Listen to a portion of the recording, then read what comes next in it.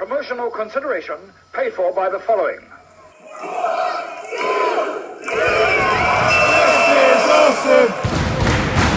This is awesome! Hello and welcome to the test footage of Stomping Grounds, because the logo is a giant boot. Get it? Yeah, Stomping Grounds took place on the 23rd of June 2019, and it was actually a pretty decent show. Been on a hiatus from WWE. I refused to watch Super Showdown for the reason that it might have possibly been better than WrestleMania according to the titles. But yeah, I've not watched any WWE. I didn't stay up for this. I've been watching NXT obviously, but we don't get Raw and SmackDown, or I don't, because I don't pay for Sky, and obviously any network stuff. Last time was Super Showdown, this time was Stomping Grounds. Two real throwaway sort of pay-per-view names really, and yeah, I've just not been invested in it. But the 24/7 title, I've got to say, has reinvested my interest in catching up with WWE, and also the Bray Wyatt Firefly Funhouse. WWE are doing some really good stuff. Not enough yet, but they are getting back on the right track. AEW's given that giant kick up the arse, possibly with the Stomping Grounds boot that they needed when they needed it. So let's get on with the show. You can hit the subscribe button, hit the notification bell to know when we upload new content to the channel, and you can follow us on all social media, Facebook, Instagram and Twitter, for different takes on different things. So yeah, let's get on with the show, and I'll tell you what I thought of WWE Stomping Grounds.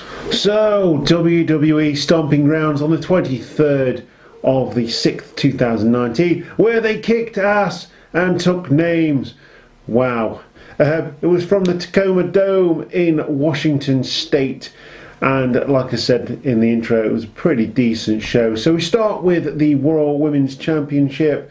It is Lacey Evans, the sassy Southern Belle, versus the man, Becky Lynch, for the title. Of course, Becky Lynch won the title back at WrestleMania, won both titles, Raw and SmackDown, to become Becky Two Belts.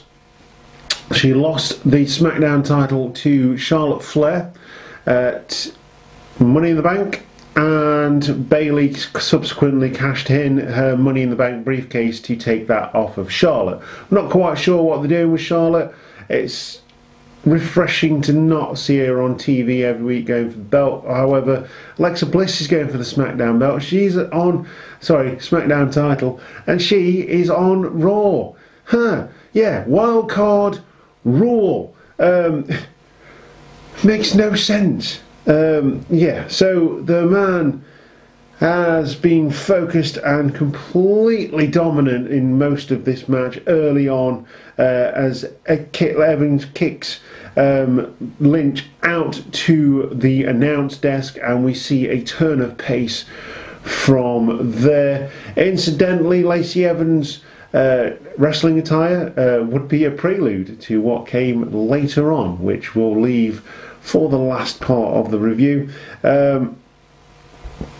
So Becky Lynch locks in a disarmer from a flurry of moves, and this leads to a reversal into a pin and a break on the ropes. The sassy Southern Belle then decides to taunt Becky instead of pinning her, and the man comes back again. Very back and forth match, really good match actually.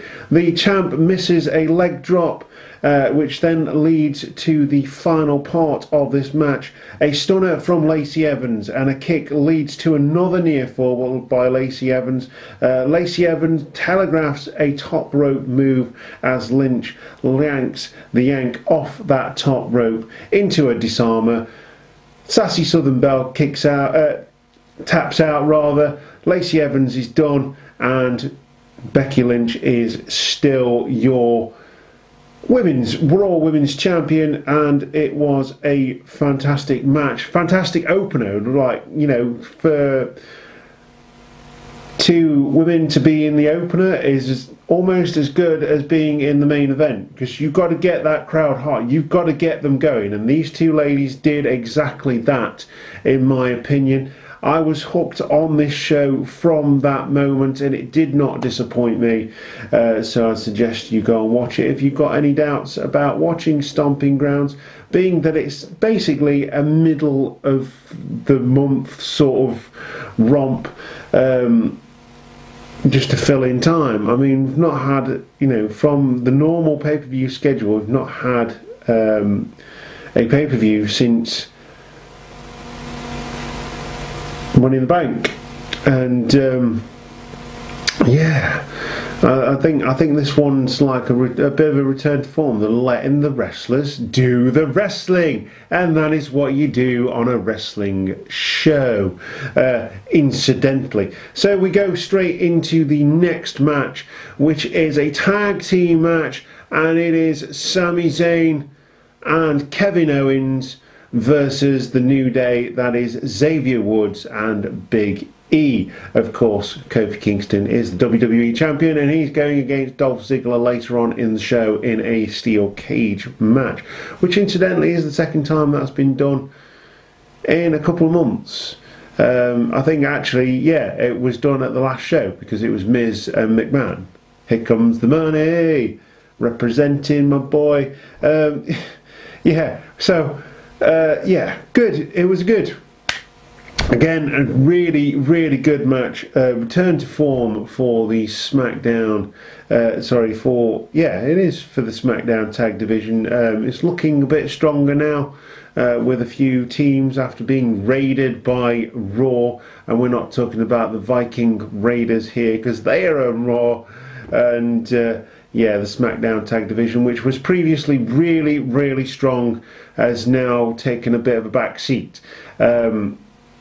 But I think it can come back. You've got the likes of New Day, Kevin Owens, Sami Zayn, you know, and Bryan and Rowan, of course.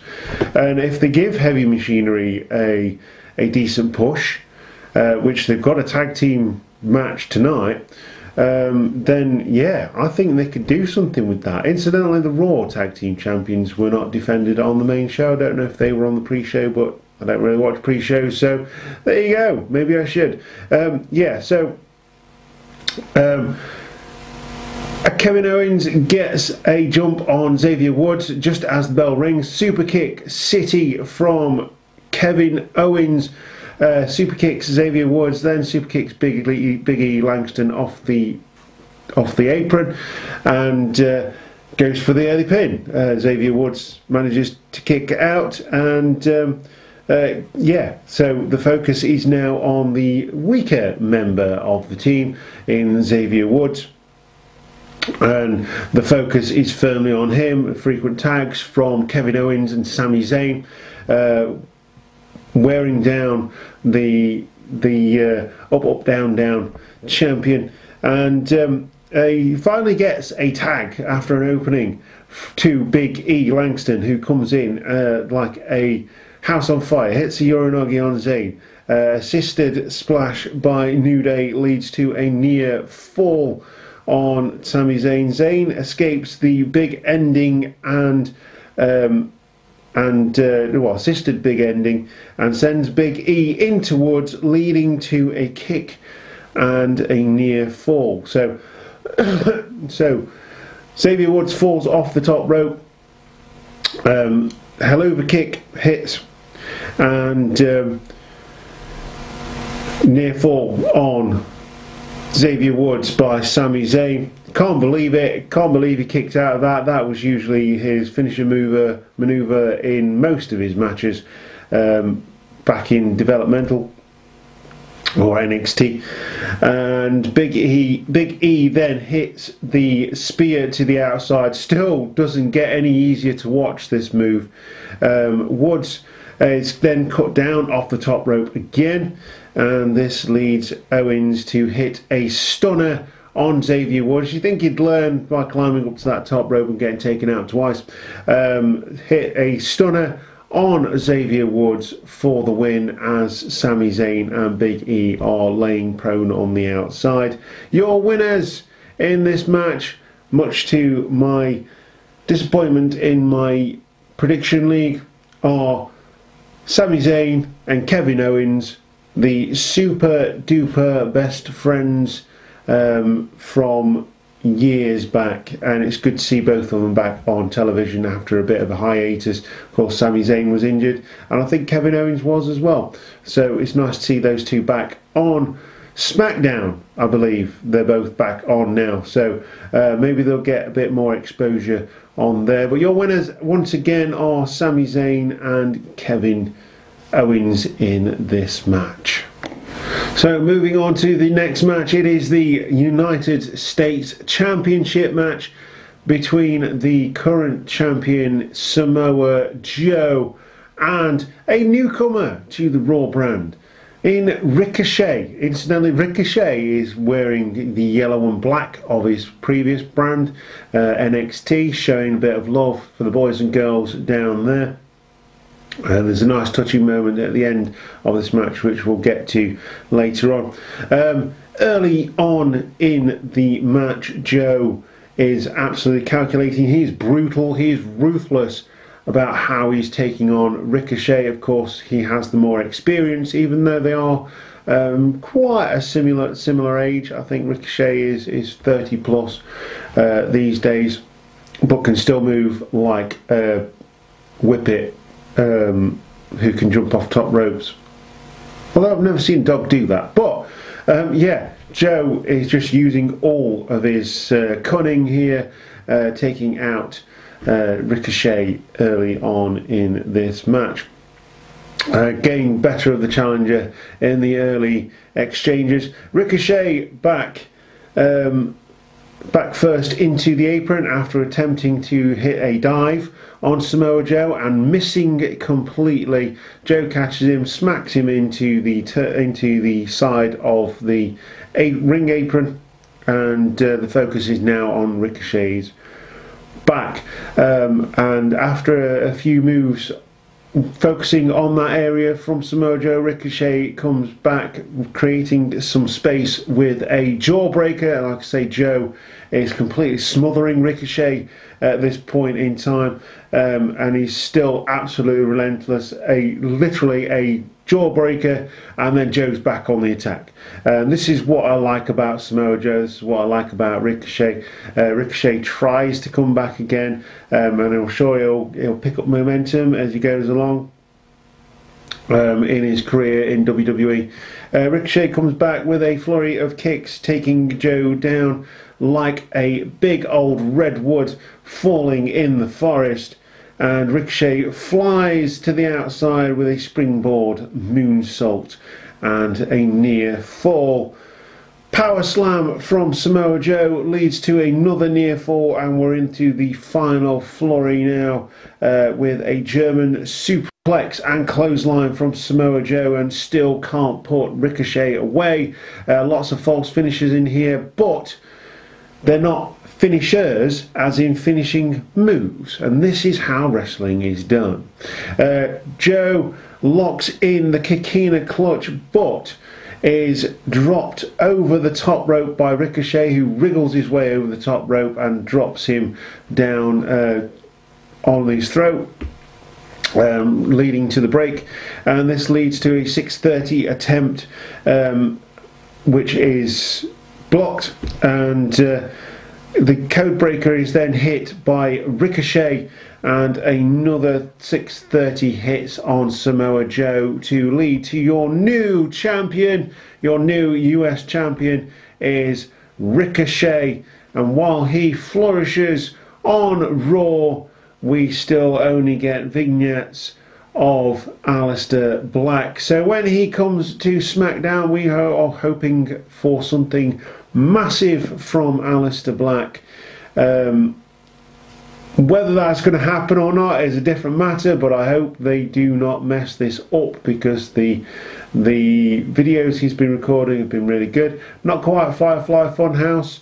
There's been little nods to the Firefly Funhouse, little nods to Bray coming back on Raw.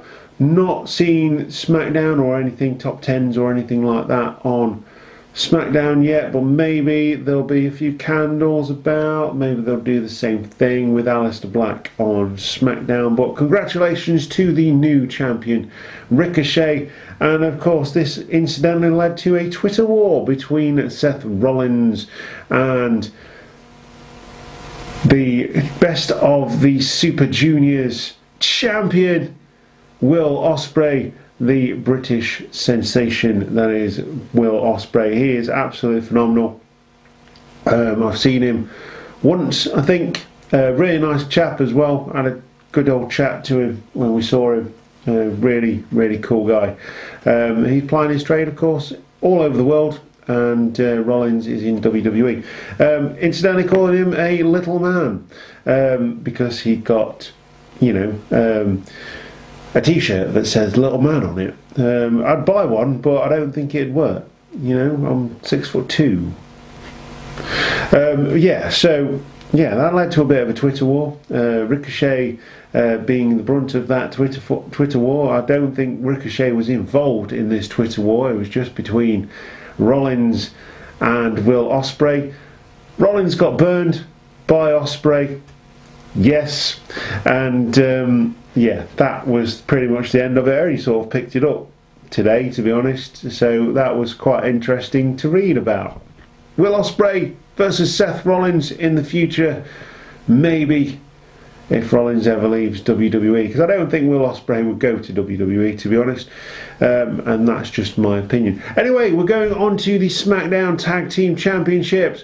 It is Rowan and Daniel Bryan who are the current champions, and they're going against my boys, Heavy Machinery, and that is Tucker Knight and Otis Dozovich. And it's nice to see these guys actually getting some exposure on SmackDown, even if they're probably going to job out in this match, but we'll get to that. So Otis and Bryan start the match after a Rowan teasers his strength, but the crowd is well behind Daniel Bryan here, of course, being in Washington. Daniel Bryan, of course, is from Washington, and showing their colours now in the hometown. And they made a lot of noise to say that there's been reports that they couldn't fill the stadium, couldn't fill the arena. That's fine, you know. Stomping Grounds is a new thing. As soon as it gets a bit of traction, I'm sure people will start filling those arenas. It's not a major thing. I don't know why people are making such a big deal of it, to be honest. So yeah, this match is definitely a size versus speed match.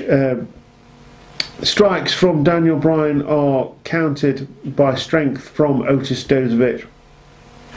Tucker Knight in to take over from Otis after taking over on the suplex. So Otis had Daniel Bryan up in a suplex really easily. Tags to Tucker Knight. Tucker Knight comes in, takes over and drops the suplex. Really good show of strength there, but obviously Daniel Bryan weighs like the weight of a feather.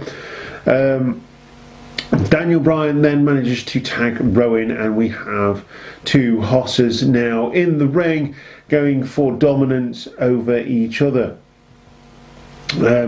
So Rowan matches size with Tucker Knight, and the focus is now on the legs of Knight after Rowan takes out Knight and tags Daniel Bryan back in. He comes back in with the kicks, obviously going to have more effect on Tucker Knight than Otis Dozovich, because Otis Dozovich's thighs are probably just as thick as his torso, so they don't really land very well.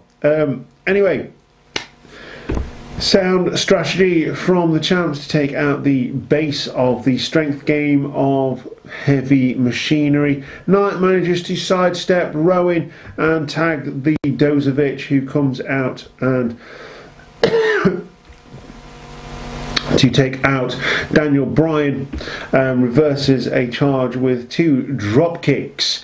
That's Daniel Bryan, 2 drop kicks in the corner, and this is then reversed into a sit-out powerbomb. Heavy Machinery showing what they can do here, and it's well noted that Daniel Bryan does like to put over the enhancement talent on SmackDown and throughout his career, so this is really good for Machinery.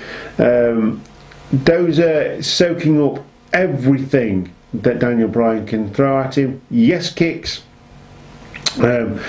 Leads to a Vader bomb attempt and a caterpillar which hits after Dozovic hits that on Daniel Bryan. This is followed by a power slam, and this is broken up by Rowan just as Heavy Machinery look to become 2-time tag team champions in wherever those cardboard championships came from, which are really cool, by the way, and I fully expect WWE to recreate them and sell them for $399 on the shop. Moonsault by Knight then misses. Really impressive here by Knight, but it does miss. But he does catch Daniel Bryan with his feet as Daniel Bryan rolls away. The Battle of the Beards commences, and the Hoss fight is won by Dozovic, who nearly hits the compactor with Tucker Knight, but the rope is dropped by Daniel Bryan, who then tries to take out Tucker Knight, and he then gets clocked with a forearm. Takes advantage of Pro Knight by throwing him back in the ring and rolling him up for the win. Your winners and still tag team champions, your world saviour Daniel Bryan and the bearded one known as Rowan. Great tag team match. I love tag team wrestling. I've said this before on the show.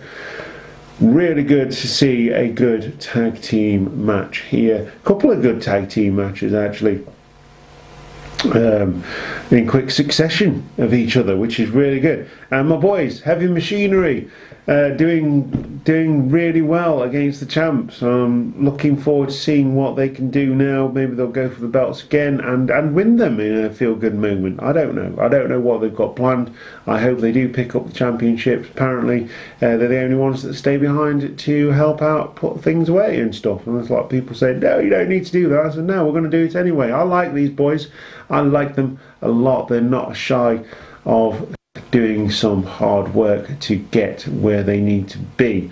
So we're going to move on to the SmackDown Women's Championship. Next it is Alexa Bliss, who is a Raw superstar, coming back from injury against Bayley. These two have had quite the rivalry in the main roster of WWE, with Alexa Bliss taking the title off of Bayley initially. I think that was Alexa Bliss's first championship, and obviously she's had it quite a few times since, but these two ladies are well matched for each other. They had good matches in NXT, they've had good matches on the main roster, and this is no different. It's nice to see the ladies getting a lot more time to do what they can see, so we can see what they can do. This match, this card was definitely a way of getting people drawn back in to WWE. There's a few turning points in this match. One of the major ones featured the fight over the post, and of course Nikki Cross is out with Alexa Bliss at this point. There's a fight over the post where Bayley is trying to work on Alexa Bliss. Alexa Bliss counters it and slams Bayley into the post from the other side of the post. Looked quite nasty. Obviously now the focus is on Bayley's shoulder. Yeah, this gives Bliss an opportunity to take out Bayley's arm. Of course, one of Bayley's finishing moves is the Bayley to belly, and if she can't lock that on, then you know, she's a bit stuffed, really. Bayley does hit a sunset buckle bomb, and it doesn't look great. I think Alexa Bliss was a bit too far away to take the shot, and Bliss takes Bliss out, hits Cross then with a dive as Alexa Bliss rolls out of the ring. Bayley tries the suicide dive. Alexa Bliss gets out of the way, hits Nikki Cross, and Bliss then gives Bliss an opening, trying to hit the Sparkle Splash, because it'll always be the Sparkle Splash to me, damn it. It'll always be the Sparkle Splash. But Bayley gets the knees up on the Sparkle Splash and then hits the Bayley to belly for the win.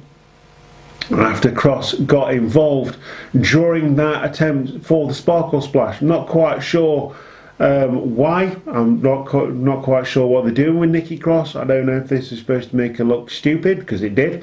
But I feel for Nikki Cross, I really do, because this did make her look daft, and it made Alexa Bliss look daft as well, because they were sat hugging in the ring, even though Alexa Bliss knew that Nikki Cross had interfered at the wrong time. So she interfered, she stopped the referee from doing it, unless there's a bigger scenario here where Nikki Cross is then going to turn on Alexa Bliss.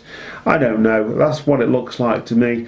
It just seemed a bit like a daft finish to a really otherwise good match, solid women's wrestling match between two, could you say, reasonable veterans in the main roster since the brand split. They've both been on both shows, they've both had both titles, and yeah, it was a really good match. Just that ending ruined it a little bit for me, unless they're going to do something with Nikki Cross. But your winner, SmackDown Women's Champion, is Bayley. So unfortunately we don't get to see a 24/7 title segment, which has definitely got me vested in WWE again. Call me daft, call me a mark, but I really like the 24/7 title. People say it's ugly. Yeah, it's an ugly title, but you don't want to spend loads of money putting diamonds on a title that gets carried around and thrown around like the 24/7 Championship does. It does a job.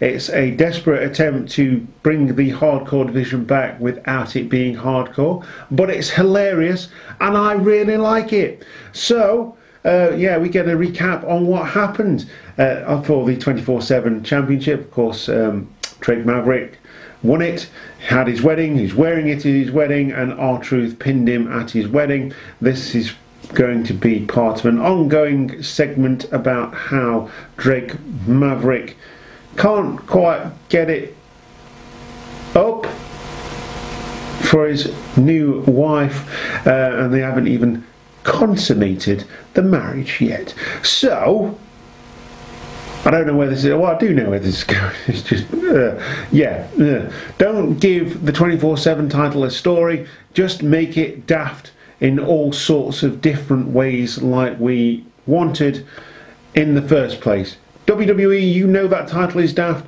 We know the title is daft. The scenarios are daft. Just keep it daft, and then we will all love it, and then it will be fantastic like it has been. Giving it a storyline is not the way to go. Anyway, rant over. Good Brothers congratulate Ricochet on his win as he poses for some photos. They interrupt. He refuses to throw up the horns. And then we get a pan over to AJ Styles, the phenomenal one, here on Stomping Grounds, but he doesn't have a match. I think he's still injured.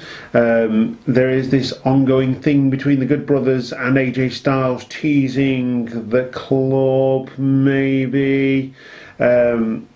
And yeah, so that was a bit of a throwaway segment, but there we go. We get next a Roman Reigns versus Drew McIntyre match for bragging rights, really. Obviously Roman Reigns lost to Shane McMahon after Drew McIntyre got involved, and yeah, that led to this match. Obviously, Roman wants a piece of Drew McIntyre at this point. Drew McIntyre is an absolute beast. Roman is an absolute beast. Still don't like Roman Reigns, but I respect what he does in the ring. And now he's been taken out of the title picture a little bit. It makes it a bit more interesting as to what they're going to do with him. A bit like the John Cena thing, where they took him out of the title picture for a while, and he came back and everyone was like, yay, it's John Cena, but we can't see him. So yeah, it's Roman Reigns versus Drew McIntyre, and of course the Monday, Shane McMahon is at ringside. So Reigns takes out Drew McIntyre early on in this match, takes him down completely knocks him out, and sets his focus on Shane McMahon, which is a daft, and I will say this, daft idea, because you've got Drew McIntyre waiting to clock you with his big foot. So he chases Shane McMahon, and he chases him around the arena, and this causes enough of a distraction for Drew McIntyre, the Scottish psychopath, because we haven't been reminded of that enough by Michael Cole, that he has to tell us every 5 seconds. Distraction gives Drew McIntyre an opening, and this he takes advantage of. Shane can't help himself but get involved, but if the referee didn't see it, it didn't happen. Forget it happened. Shane McMahon is an absolute angel. He can do no wrong, and he is the best in the world. Shane can't help himself, like I say, gets involved by choking Roman on the bottom rope as Drew McIntyre distracts the referee. All one-way traffic here. Roman can't get going. Drew McIntyre is an absolute beast. Roman just cannot get out of the gate here in this match after that early flurry and chasing Shane round the arena. Shane gets involved every single time that Roman gets a little bit of momentum going, or it's cut off very quickly by Drew McIntyre. Of course, very competent wrestler Drew McIntyre is. He doesn't need Shane McMahon by ringside, but he's there anyway because, you know, he's the best in the world. Yay! Drew turns the tide quickly every single time, and Drew is just punishing. He's methodical. He reminds me of Samoa Joe, and he just doesn't let up on Reigns. Reigns keeps getting ahead of steam, and then, like I say, every time it's cut off, but it does work for him. This time, Superman punch to Shane McMahon, and he goes outside the ring, and this leads to a slam through the table. So every time again that he gets a bit of momentum, Shane McMahon comes in, here comes the money, look at me, here comes the money, and then he gets beaten up by Drew McIntyre. Well, this is a wicked slam. I mean, it's like a slingshot slam with the legs over the table, and yeah, I don't know how Roman Reigns is still fighting in this one, but he is after a near fall. Superman punch counters a dive from Drew McIntyre, and this leads to a near fall. The spear is hit then and leads to another near fall, but this is broken up by Shane McMahon, who beats up the ref this time, and he just can't write this script. Someone did. But yeah, I mean, it told a story. I like wrestling matches that tell stories, and that is what wrestling is. It's telling a story through the medium of professionalism and athleticism, and this is exactly what it does. Shane decides then to go coast to coast, and another near fall by Drew McIntyre on Roman Reigns. Shane then tries to get involved again, but he's sent over the top rope, and Reigns hits the spear to take down the Scottish psychopath for the win. Your winner in this match. I never thought I'd say this about Roman Reigns' match, but it was a really good match. I really enjoyed it, even though there was a lot of interference from Shane McMahon, which you could expect. from Shane McMahon, but it was a really, really good match. And the matches very much on par with the last, and some exceeding the one that came before it. Although this had a very difficult job, of course, going after the United States Championship, and so did the ladies as well. But yeah, your winner is Roman Reigns in this match. So we're going to move on to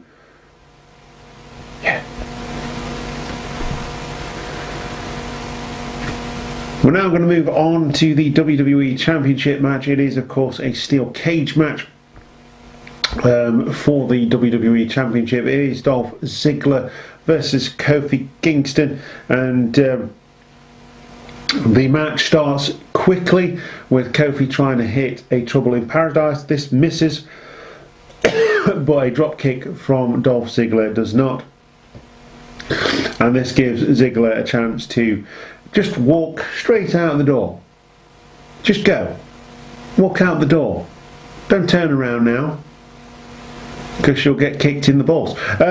Yeah, so from here, Kofi stops Ziggler, but Kofi doesn't get a lot of offense in the early part of this match until later on, when there's escape attempts and things like that. But Ziggler is pummeling Kofi Kingston and brings him to his knees, deliberately slowing down the pace. Of course, we know Dolph Ziggler is quick. As JR would say, he's quicker than a hiccup. And we know Kofi Kingston is quick and agile. But slowing down the pace is definitely the way to go here for Ziggler. And he does just that. Ziggler is then sent into the cage as Kofi escapes the rear naked chinlock, and Kofi then hits a roll-up on Ziggler for the near fall. Of course, in modern cage matches, it's not just by escape. You can have a pinfall or a submission. There is no DQs, incidentally, so if a steel chair happened to get thrown into the ring, that would be legal. So he does this, gets near fall and tries to climb out, but he's cut off by Dolph Ziggler. Classic storytelling in a cage. I think they've done this two pay-per-views in a row, so it's getting a bit overused. They could have at least saved this for Extreme Rules and actually had an Extreme Rules match at that pay-per-view. But as I've seen in previous years, we've had a pay-per-view called Extreme Rules that has been like the most extreme rule has been there's no DQs. Yeah, think about that one. Anyway, so Kofi then hits a crossbody. Ziggler then attempts to escape the cage, and they both then sit on top as Kofi catches Ziggler. So they sit precariously on top of the cage, and Ziggler tries to wiggle out of the ring, much like Shane McMahon did last time when he was going against The Miz, and both fall onto the mat after hitting the ropes first, and both go down to the wrestling ring mat. Ziggler then hits an ankle lock. He's got the leg grapevine, he's well in there, and of course we could see a submission here in this cage match, but Kofi Kingston manages to escape. Obviously there is no rope breaks, no DQs, so Kofi has to find a way of getting out of this move. He climbs up the ropes, up the cage, and tries to get his vertical base back. A super kick sends Kofi to the outside. He hits a Trouble in Paradise, and this is countered into another ankle lock. Of course, he couldn't get taken to the outside. It takes him to the outside in between the ropes and the cage, just to reiterate that fact. You can't get thrown to the outside. If he was thrown to the outside, he'd have to jump all the way over the top of the cage and land on the floor. Incidentally, that would have led to Kofi Kingston winning. So the classic fight for the door then happens with Ziggler crawling, almost there. Classic door fight there. Ziggler uses a thumb to the eye to take out Kofi Kingston in his first attempt to stop Ziggler from escaping the cage, and almost escapes, but in a really innovative way of getting out of the ring, Kofi Kingston uses high-flying ability to jump through the middle rope, landing face first on the floor, but it worked. Both feet hit the floor and Kofi Kingston retains his championship. Once again, it's really fun finish to the match, but yeah, otherwise standard booking for a cage match. Really, babyface goes over in this one because the heel went over last time. Not a bad match, not great. I think we could see better from these two in the right scenario. I don't think a cage match is the best way to do that. I don't know what, I couldn't give you an example of that, but if you could give us an example as to where a Dolph Ziggler versus Kofi Kingston match could be excellent, give us a stipulation. Maybe WWE will see it and put it in Extreme Rules, and I think then that is done. Because Kofi Kingston is now 2-0, not 3, 2-0 up in this rivalry. And incidentally, we get Extreme Rules on the 14th of July.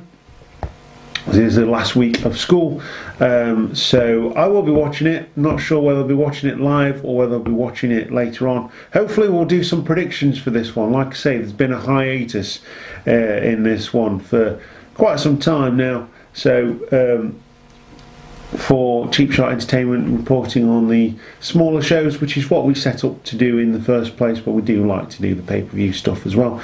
Going on to the main event now. It is the Universal Championship, and if you thought there was some screwy finishes to the SmackDown Women's Championship, Baron Corbin and Seth Rollins just said, "Here, hold my beer. You want screwy finishes? We'll give you screwy finishes." Universal Championship, Baron Corbin going against Seth Rollins again for the championship. Of course, Seth Rollins is the champion, and again Michael Cole reminding us every 5 seconds that Becky Lynch and Seth Rollins are boyfriend and girlfriend, like we're in a playground at school. Yeah, they're boyfriend and girlfriend. Yeah, great, brilliant. I hope they're happy together. Don't keep reminding us all the time. Just commentate on the match. Wrestling is what we're here to watch, and that is my rant there. So Baron Corbin introduces the special guest referee, and if you remember from earlier on in the video, I did say that Lacey Evans' ring attire from her Raw Women's Championship match was a prelude to what would come next. Baron Corbin introduces Lacey Evans, the sassy Southern Belle, as the special guest referee. Seth Rollins, incidentally, came down with a chair in his entrance. He says he's going to hit whoever comes out of that curtain with the chair. Of course, he wouldn't hit a lady or a sassy Southern Belle. On the Seth Rollins has a talking to by Lacey Evans. On the distraction, Baron Corbin hits Seth Rollins from behind, and from there Baron Corbin gets the advantage. We've seen this already in this pay-per-view, but it does work really well. Heel does his best heel-y type stuff and attacks the good guy from behind to get the advantage. Yay! So yeah, like I alluded to, the attire that Lacey Evans is wearing. If you noticed in her earlier match, she was wearing referee stripes on the bottom half of her attire. And this one, she is wearing it the opposite way around. So she's got stripes on top and black shorts. Still absolutely gorgeous, by the way. Probably one of the most gorgeous referees that I've ever seen. Yeah, so Baron Corbin gets the advantage and hits Rollins with the chair several times before the bell even rings. Of course, we've got Lacey Evans as the referee. She doesn't care. She doesn't care.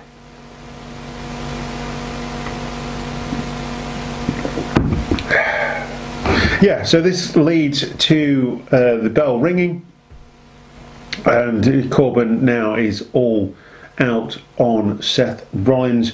Rollins does come back, but telegraphs a back body drop, and Corbin is on top again. Doesn't take very long for him to do that. Every time Seth Rollins gets a near fall, Lacey Evans counts slow. Every time Baron Corbin gets a near fall, Lacey Evans counts fast. And if you've ever played a special guest referee match in WWE 2K games, you can do that. I like that. I love it. I love how they can tell a story. Oh yeah, this person's bad or good, depending on what they're going to do in this referee match. And Corbin then slides in to kick the side, or to a kick to the side of the head from Rollins. Rollins then hits a rolling elbow and a sling blade to send Corbin to the outside. Corbin then catches him coming with a knee and a slow count by Lacey Evans. Rollins catches Corbin with a knee and a slow count by Lacey Evans. Gives Corbin plenty of time to kick out. Corbin through the announce table, then Seth Rollins rolls back into the ring, expecting a count out. Very slow count from Lacey Evans. Baron Corbin doesn't look like he's ever going to get up in a million years. But Lacey Evans calls the ring announcer over. I don't know what gives her the power to do this, being as that she's just a referee. But she then says it's no count outs in this match. So yeah, there's no point in waiting. Seth Rollins jumps back out and starts beating up Baron Corbin again. Gets to an 8 before she does that, by the way. Rollins then tries to dive and he's caught by Baron Corbin, and Rollins is then chokeslammed onto the apron. We're into the final flurry of moves now. This leads to a super kick and a splash from Seth Rollins, but Lacey Evans seems to be having problems with that shoulder. You know, the shoulder that Becky Lynch put her in the disarmer with. You know, I can see that. I can see why she's having problems with it. Felt really bad for her. You know, she couldn't bring that hand down for the 3 count. Really upset for her. I hope she's not got a serious injury. Corbin then grabs a steel chair again and beats Rollins with it, because there's no DQs now in this match. So we've got no countouts and no DQs. Like I say here, hold my beer, we're going to do the best screw finish we can. But again, it told a story and I liked it. You know, you got a bad guy doing all these bad guy things, and that's Panto, that's wrestling in a nutshell. If you go in thinking it's a serious sport, it's not. It is athletic, it is entertainment, and it is what it is. I know some wrestlers, talk to a lot of wrestlers who are training, and obviously you can see the welts on their back, you can see that they get hit by things. I watched a ladder match in person, and one of the chaps who was in that ladder match had to go to hospital for stitches. So it's very real, but obviously it is what it is. It's professional wrestling. Evans doesn't count, obviously. Another near fall, and slaps Rollins, and this is followed by a low blow by Lacey Evans to rig the match. Call for the man, and she shall appear. Becky Lynch comes down, starts beating up Lacey Evans, and takes Lacey Evans out.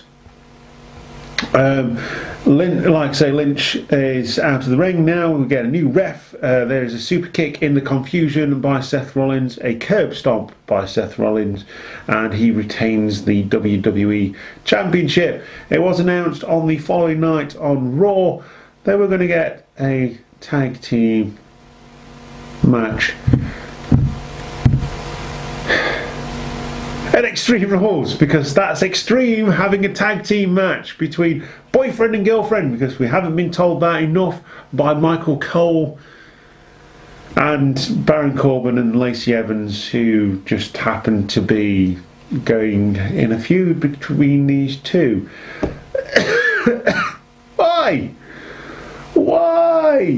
Why, Delilah? But besides the screwy finish, didn't take away from my enjoyment of that match. It was really good. I found myself hating Baron Corbin, which is what I'm supposed to do.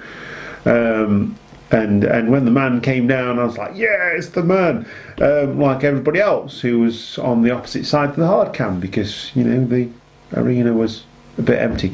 Yeah, great little story. Like I say, it was a little bit unhinged, but you know, sometimes that works. But you know, like I say, with Corbin being the heel, you'd expect him to be dastardly and trying to stack the odds against Seth Rollins to win that championship, which I hope he doesn't do. But if they've not got a better contender for the championship than Baron Corbin, then we're all screwed in terms of WWE. But apart from the ending to that last match and perhaps the cage match, and that's really sad because they're the big titles, it was a really good pay-per-view. I really enjoyed it. Maybe it was more the fact that I didn't stay up until 4 o'clock in the morning. Maybe that's the way to go forward now I'm a bit older. But you know, it did concentrate on continuous storylines in previous pay-per-views. You go, oh look, there's a storyline. Oh look, bye-bye storyline. And you know, you've got to continue these things rather than it just being random matches. I like that. Really enjoyed this pay-per-view. Like I say, we've had a month of hiatus. Refused to watch Super Showdown on the fact that it was Saudi Arabia and there's a lot of a humanity crisis over there. But all the big wigs, all big towel head people, that's really racist, I'm really sorry. All the kings and queens and princes and all the rich people, the oil barons, oh yeah, let's just book this show because, you know, we're not going to buy WWE 2K19 and book the show. No, we're just going to buy them and book this show.